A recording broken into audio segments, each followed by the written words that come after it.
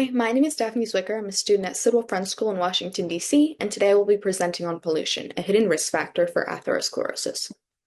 A little bit more about me. I'm a rising senior related to global and community health. I'm the volunteer committee chair for marketing and outreach at the Johns Hopkins National Capital Region Hospital System. I'm also a weekly volunteer at Johns Hopkins Suburban Hospital and have completed various observerships in medical divisions such as neurointerventional radiology, pathology, and surgical anesthesiology at Children's National.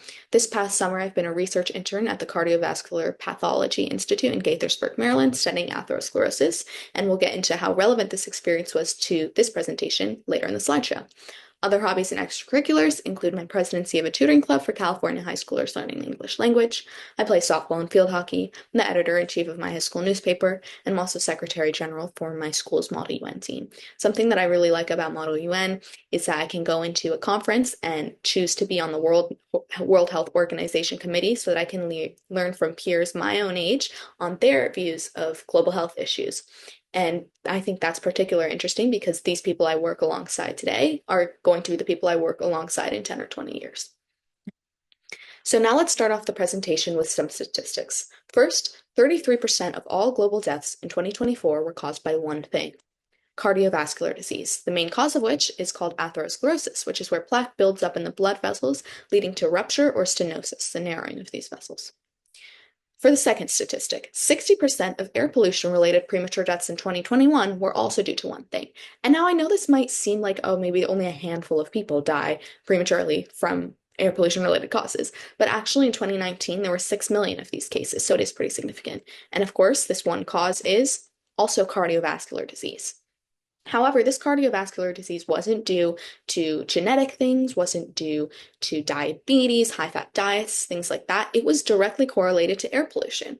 And so we're going to look at how that possibly might have occurred and how we can prevent that in the future.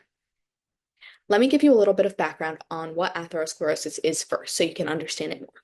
So at CV Path, I worked alongside researchers looking into the ways atherosclerosis develops, progresses, and leads to death. First, let me give you a brief anatomical introduction to an artery. As you can see here, the white part is something called the lumen. That's where blood flows through. The kind of greenish blue-gray area is called the intima. The red area is called the media, and the splotchy area on the outside, splotchy brown, is something called the adventitia. So if I refer to any of those terms in the future, now you know what it is. So you might notice that around half of the circumference of this artery in the intima, it's really thick. So why might that be? Well, it's something called plaque. So plaque is aggregates of oxidized low-density lipoproteins, which are then taken up by macrophages, which are inflammatory immune cells, to form foam cells, which is just a fancy, or rather less fancy, term of cholesterol-rich macrophages, because low-density lipoproteins have a lot of cholesterol in them. So when these foam cells necrose or apoptose, this leads to the formation of the necrotic core, which is the central part of that plaque that you can see. And you can tell if something's a plaque because you see that discoloration, that kind of darker blue discoloration and the lighter green discoloration. That's all the necrotic core. Now, if this plaque were to rupture, which occurs in 60% of cardiac deaths associated with atherosclerosis, the plaque itself in the necrotic core is extremely thrombogenic, so that can cause a clot in the lumen. And this is something called a plaque erosion case. You can see the red box denoting the erosion site. This occurs in 30% of deaths. And this is when endothelial cells detach from the lining of the intima, leaving just a fibrous cap in between the plaque and the lumen. When this happens, platelets are really attracted to that area, which causes the formation of a thrombus or a clot in the lumen as well. Now, as you can see, the pink box surrounds something called a fatty streak, which you can tell because it is light blue and looks less dense than the rest of the intima. This is the first step of any development of atherosclerosis, and I'm going to discuss a little bit more about that later, but all you need to know is that it's a very high concentration of lipids. So, continuing our discussion on lipids, let's talk about how they're connected to air pollution. Well, fossil fuel combustion leads to an increase in sulfur dioxide, nitrogen dioxide, and ozone. Each average increase of 10 micrograms per meter cubed of NO2 per month led to a 2.59% increase in LDL cholesterol in the human body. Higher SO2 levels correlated with total cholesterol, and another study indicated that higher ozone levels led to both TC and LDLC increases. In another study, researchers exposed ApoE knockout mice to diesel exhaust and found that the mice developed hyperlipidemia, a condition which leads to high levels of cholesterol in the bloodstream. So I actually worked with ApoE knockout mice at CV-PATH this summer, and they're basically mice that have been genetically engineered to have a lesser ability or an inability to metabolize lipids. So this would amplify the results of the researcher's study. Now let's form a connection. Well, first we know that pollution increases, then lipid concentration and cholesterol increases, which leads to the first stage of atherosclerosis with the fatty streaks in the intima that we saw before in the pink box, which is something called pathological intimal thickening. I know, a creative name.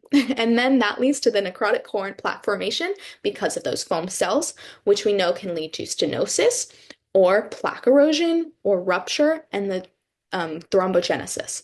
Now, if you have a smaller clot in the lumen, it might not cause a huge issue, but if that clot covers the entire lumen, it's something called occlusion, which can lead to myocardial infarction if it's near the heart, stroke, or of course, sudden cardiac death. So now let's talk about the significance. As we now know that the damage pollution does to our atmosphere can lead to atherosclerosis by increasing blood lipid concentration, it's essential that we implement clean energy solutions, whether that's just electric cars to protect us from diesel exhaust or wind and solar farms so that we don't have to combust as many fossil fuels, and prioritize climate health in order to protect people across the globe from developing such a deadly disease. If we can't prioritize the health of our environment, we can't prioritize our own health. Why are we ignoring a contributor to atherosclerosis that affects all people no matter their daily routines? Although it's definitely not the biggest contributor to developing atherosclerosis, not everyone has diabetes, not everyone smokes, not everyone consumes unhealthy diets. However, we're exposed to polluted air every time we step outside. Air pollution is a clear risk factor for the global leading cause of death, and it impacts every single person on this planet as climate change worsens and our atmosphere degrades along with it. Here are my references.